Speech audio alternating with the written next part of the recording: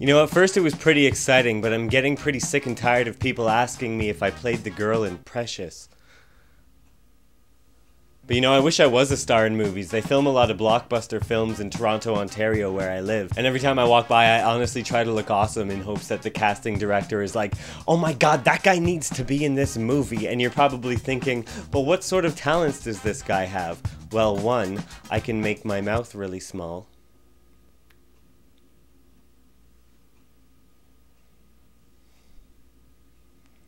And I should be in your movie because I can do amazing impressions. Cameraman, take a look at my legs. This is my impression of the number 4.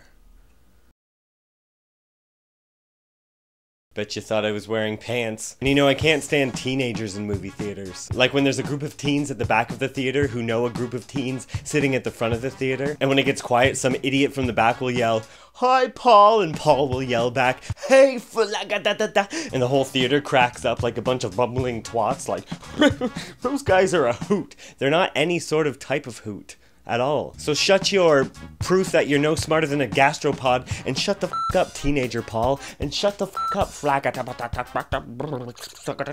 sitting at the back of the theater, and get a less weird name.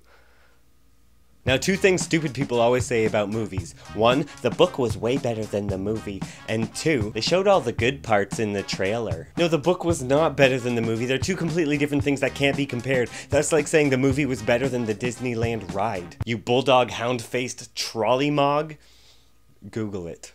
And no, they didn't show all the good parts in the preview. You're just too stupid to recognize funny parts on your own, without the producers making it obvious that there's a punchline by doing something lame and obvious like stopping the music. And you know, I can't stand the smug attitude people get when you haven't seen a movie and there's 2 other people in the room who have seen the movie, and they're just like, oh, what about the part with the sang? Oh yeah, or the part with the that was amazing. Like, oh man, trust us, you gotta see it. What about the part with the shut the f up. I'm gonna see it. It's like they're only doing it because they have this weird sense of pride that they've seen it and you haven't seen it. Sup with that? One of my university film professors says the greatest movie of all time is Casablanca. He's obviously never seen The 25th Land Before Time. Or The Brave Little Toaster. It was so sad when Lampy died. You know, I recently invited a bunch of friends over for a movie night, but no lady showed up. And let me tell you folks, when your jock friend says this sausage fest blows, never try to make things more exciting by suggesting spin the bottle. Naked. You know, I think I want to make a Winnie the Pooh movie for adults called Winnie the Shit.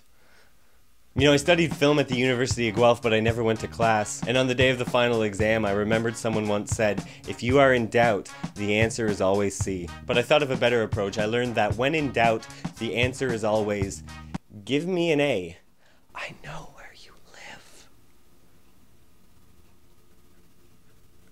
live. Excuse me, ladies. Are you looking at my eyes? My biceps are right here. My biceps and my triceratops. You know, movies often make me cry. I am a sucker for a montage with sad music playing. Like, you could play a slideshow of anything to sad music and I'd probably cry. Like, you could show me a slideshow of me having a bunch of good times with my past boxer shorts while playing I Will Remember You by Sarah McLachlan, and I'd probably shed a tear or 2. I will remember you. Twiddle-dum-a-dum-a-dum. Will you remember me? Twiddle-dum-a-dum. Don't let your life pass you by. Be-da-ba-doo. Remember me.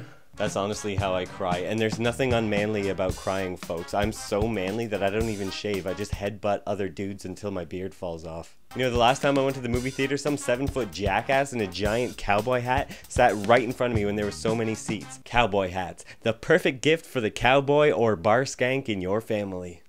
Is that a banana in your hat, or are you just a huge dickhead? And you know, I remember the first time I saw Moulin Rouge in theaters, or as French people pronounce it, and as we were walking out, I heard these 2 people on a date, and the guy said to the girl, you know, sometimes I wish life was like a musical, and people just burst out into song everywhere you go, and the girl was like, oh my god, I was thinking the same thing. Hey, so was every person in the fucking theater. Is that all this dude has to do to impress this girl? Spew out some obvious shit? Apparently, all you have to do to impress the opposite sex is to be a dumbass motherfucker.